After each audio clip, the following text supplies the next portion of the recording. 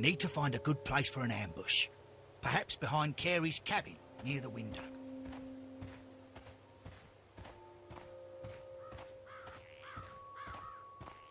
This looks like the perfect hiding place.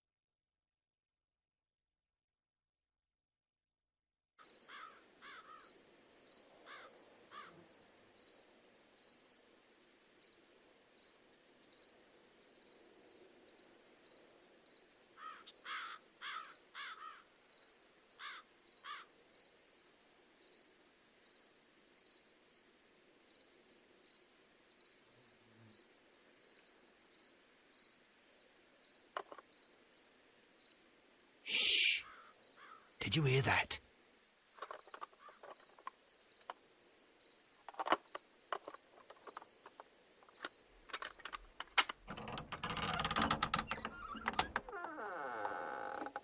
There's someone there. I'm gonna collar him. I'll be right behind you. Police! Hold it right there.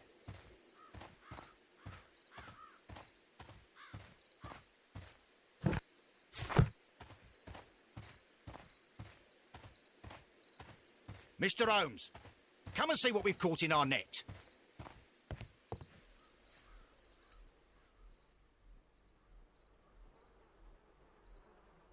All right, my fine fellow. Who are you and what are you doing here? You're detectives, I suppose. You imagine that I'm connected with the death of Captain Carey. I assure you I'm innocent. Innocent? And what are you doing in his cabin? Shall I tell you? You came to retrieve what you had lost after killing Peter Carey, but we were here waiting for you. What is your name? John Hopley Nelligan, but I didn't... Do you deny that you came here yesterday? No, but yes, it's just that I couldn't... I'm tired of this. Off we go to the yard. Tomorrow, I'll see that you're put in front of the judge. What? But you can't! I'm not... It's a terrible mistake! Enough! You can explain all of that to the judge. You're coming with me to the yard. But... In light of recent events, it seems evident that your coming here was unnecessary. All the same, I'm very grateful to you, Mr. Holmes. You are welcome, Inspector, but please don't be too hard on our young fellow. I would like to question him tomorrow morning.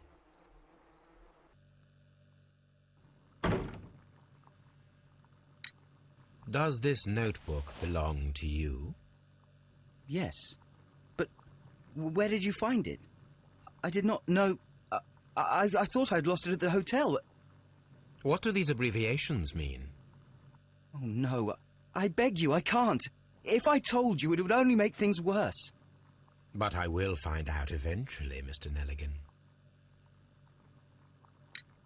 The sea knife was found near Carey's body. Tell me, Mr. Nelligan, did Mr. Carey try to defend himself or to attack you with it? I don't know.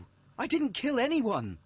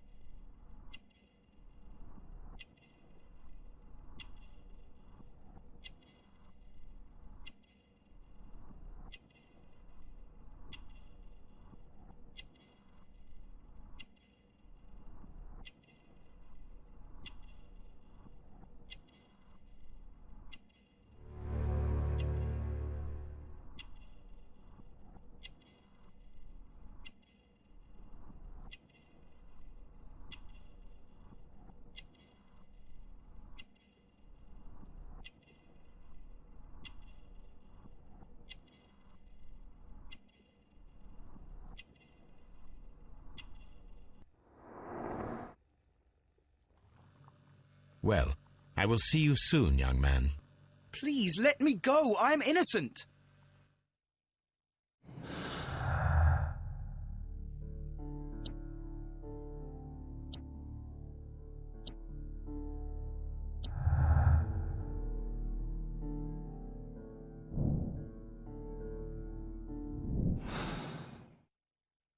I need to stage a reconstruction. I'm sure that Watson would be happy to oblige.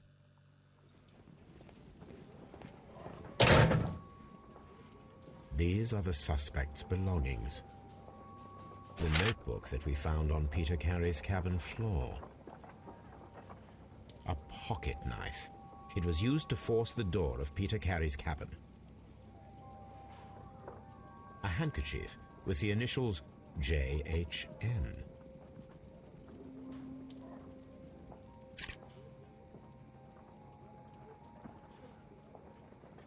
And partner, 1883.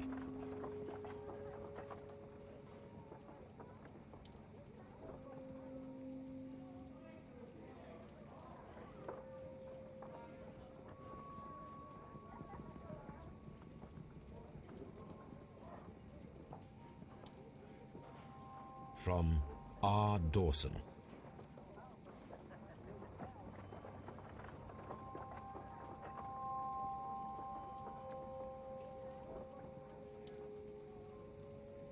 To my friend, Dawson. I've seen this name before. Perhaps my archive holds the answer.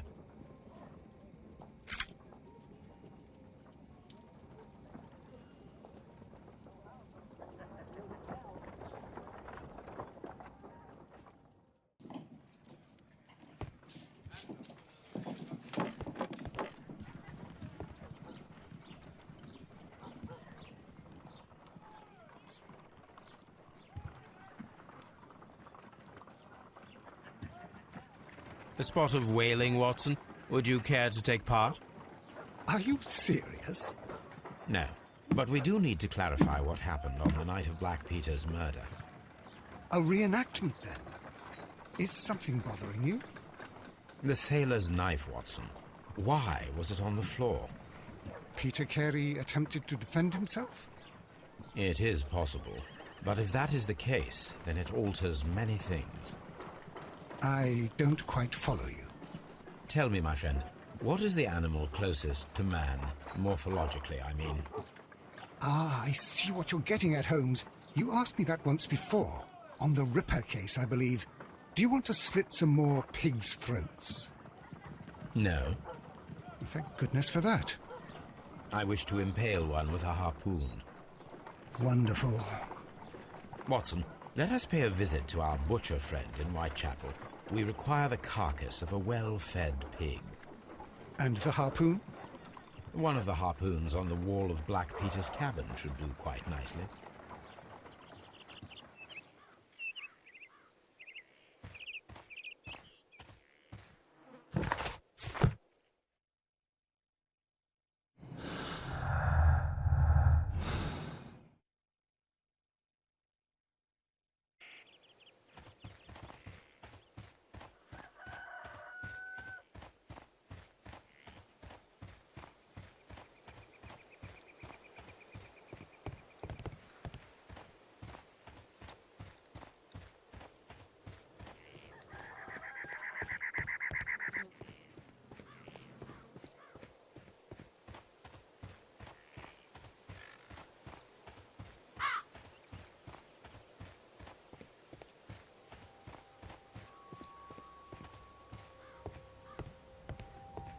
That should do it. Now I am ready for the experiment.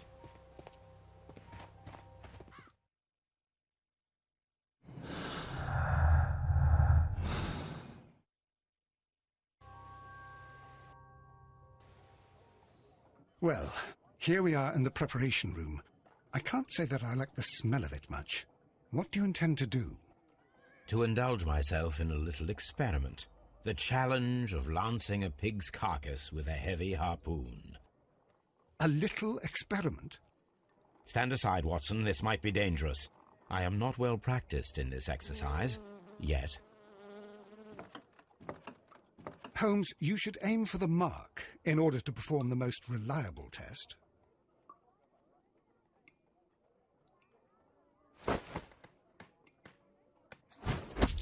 Holmes, you should try to...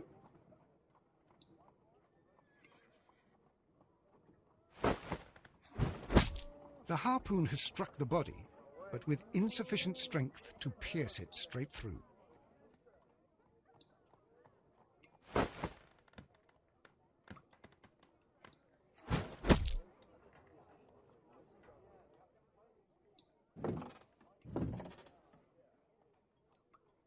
This is the best possible result that I could get. Do you see, Watson? Throwing a harpoon and pinning a man to a wall requires either exceptional strength and training or diabolical luck. If it was luck, then it was a chance in 1,000 that night. Well, yes. Let us leave now. All right. But before we go, I suppose I'll have to pay for all these carcasses you've happily mangled. Very well, but please hurry. Of course.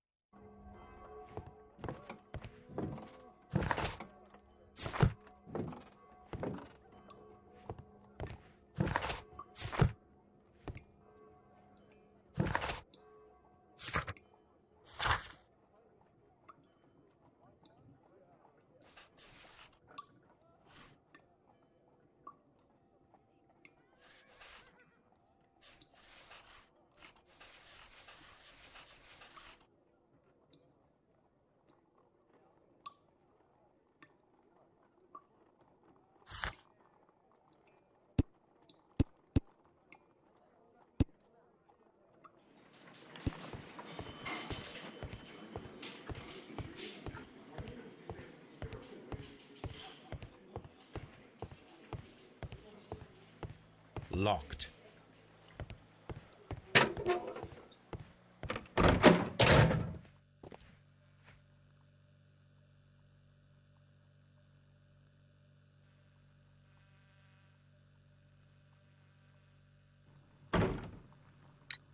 The police seized this valuable ring from you. Whose is it? I didn't steal it from anyone. It has always belonged to me.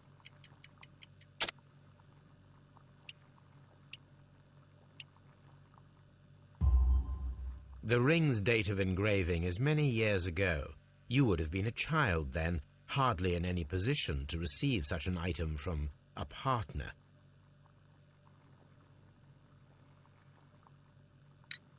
So, Mr. Nelligan, who is the true owner of the ring?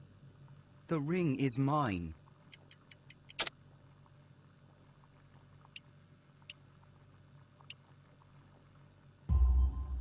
No, Mr. Nelligan. I believe that the ring had belonged to your father. Oh, but how do you know? The jacket you are wearing is made of an expensive fabric that only a man of exceptional wealth could afford.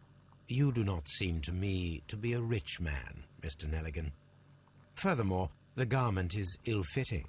It is quite clear that it belonged to someone else, most probably your father. With your father gone and taking with him the family's wealth, as a little boy you had to find yourself a manual job, and it was most probably cleaning fish. You cut your hands often while working. I can tell from the scars. I'm speechless, Mr. Holmes. It all happened exactly as you say. Well, I will see you soon, young man.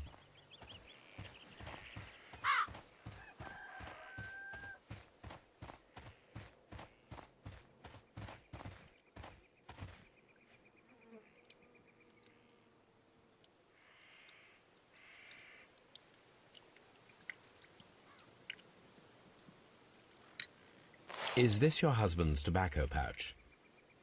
I'm not sure. It might be, but he hadn't smoked in a very long time. The garden is very large and well maintained. Do you employ someone to look after it? It is true, there is a lot of work, but my husband took care of it himself. Your husband's private papers. Do you know where they are?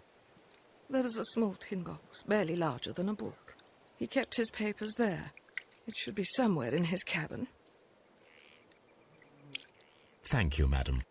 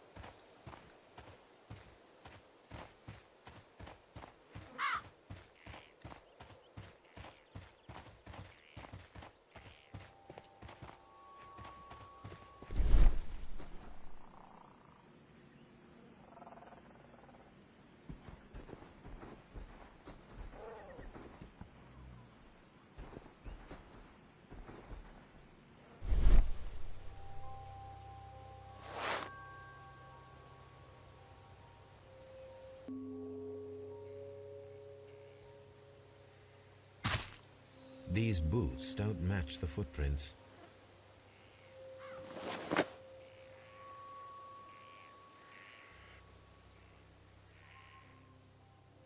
These footprints appear to be quite large.